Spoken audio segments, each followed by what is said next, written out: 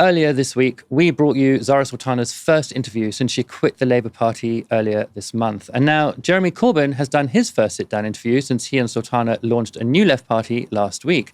In a nearly 40-minute chat with Owen Jones, Corbyn covered his time as Labour leader, his thoughts on working with the Greens, and the general state of the world. Owen also asked him how he rated Keir Starmer. Is this Labour government worse than you would have expected? Yes, much worse than I expected. I didn't have high expectations of it. The manifesto was insipid, weak, unmemorable. I ask anybody what was in the manifesto, they go, no. They can very seldom name anything, but possibly they'll remember breakfast clubs. Oh, yeah. Possibly, that's about it. I'm not saying breakfast clubs aren't valuable, they are, but they're not the only thing. So what they've done is what? Minor reforms in terms of rights of renters, slightly greater protection, but no rent control. Some improvement in workers' rights, but no sectoral bargaining, and so on, all the way through. And then rolling back against the environmental agenda, actively pursuing an increase in arms expenditure rather than promoting peace. I'm not pretending the world's simple or easy out there, but if you have an agenda to go to war, as Starmer and Healey appear to do, then what do? You spend more and more money on weapons. And Liz Kendall gets up in Parliament saying she wants to take $5 billion out of the DWP budget, which is earmarked for personal independence payments, and Starmer wants to put $13 billion more into the arms budget. What are we about as a country? Are we going to starve and impoverish people with disabilities in order to buy more planes from the USA? Because that's what it looks like. Of course, yeah, he's quite right. If you buy all those weapons, you've got to use them. Otherwise, you haven't got any more to buy. You've got to keep it going. Very dangerous economic refooting. Now, the big news is obviously that new party, the new Left Party, of course, it's gained over 600,000 people so far who've all signed up at yourparty.uk. Here's Corbyn on that level of support. The issue then was forming a new party. We discussed it for quite a while, ideas, structures and so on. And eventually we announced what is a week ago today.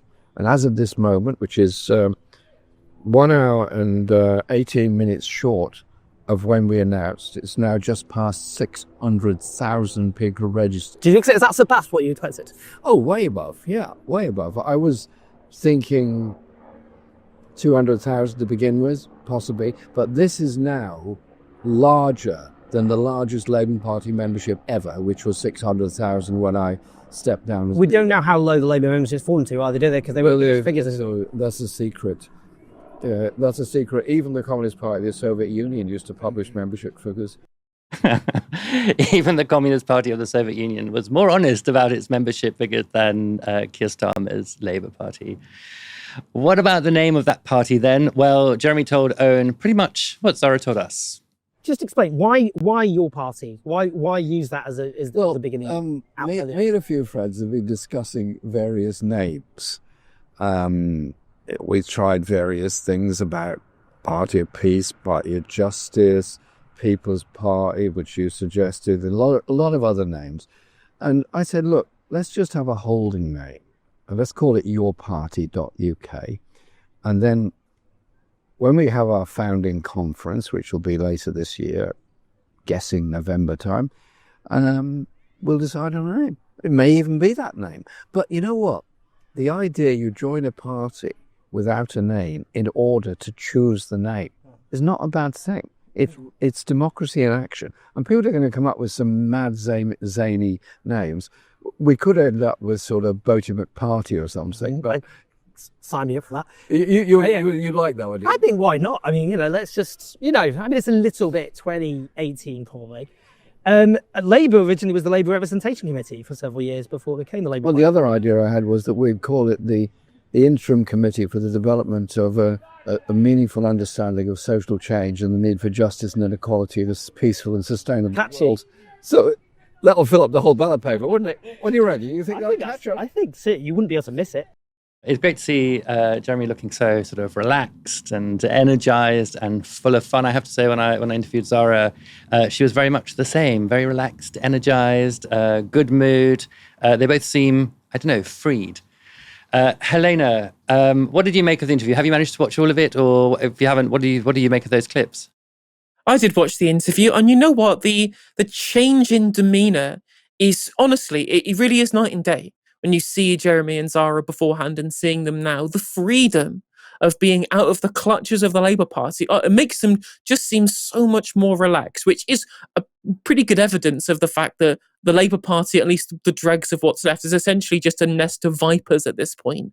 People obsessed with their own, like fighting their own shadows and wanting to have this kind of control freak nature within the party, which, from what I continually hear from ex-Labour members, was one of the worst things about Labour Party culture. What I think Owen Jones described these people as soulless and dead behind the eyes. What a young Labour person described the kind of people who would want to get into that position is genuinely said they like the idea of politics. They just want to have the briefcase and the suit and become a politician rather than actually care about, the goals of wanting to change the country. Being out of that kind of sphere must be a huge relief.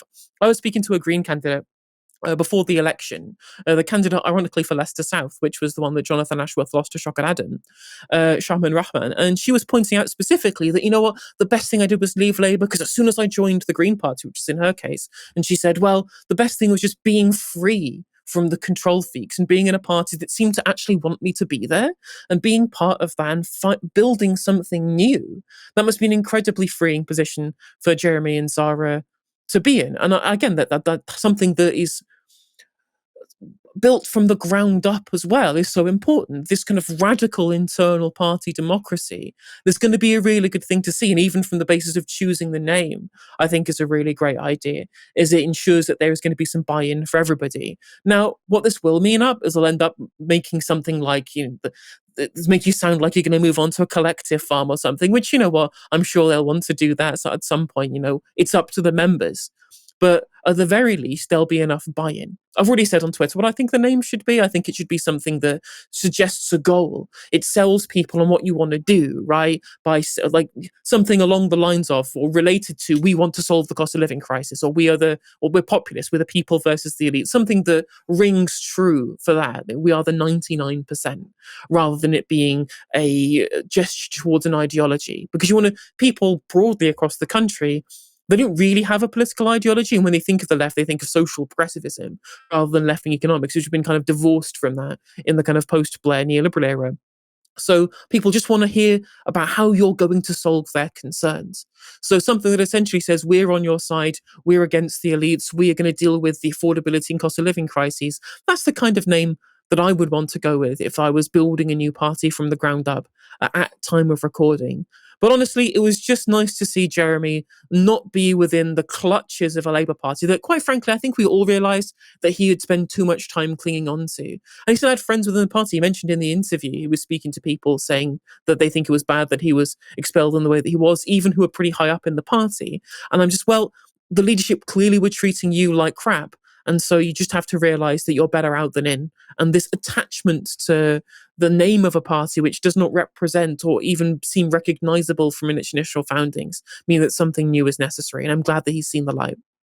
Yeah, me too. And I'm sure this is the same for other people as well. But when I see Jeremy and Zarah looking relaxed and joyful and optimistic, it makes me feel relaxed and joyful and optimistic. And I sort of feel that, that's something that's so deeply missing from our politics at the moment. I mean, everything is dark.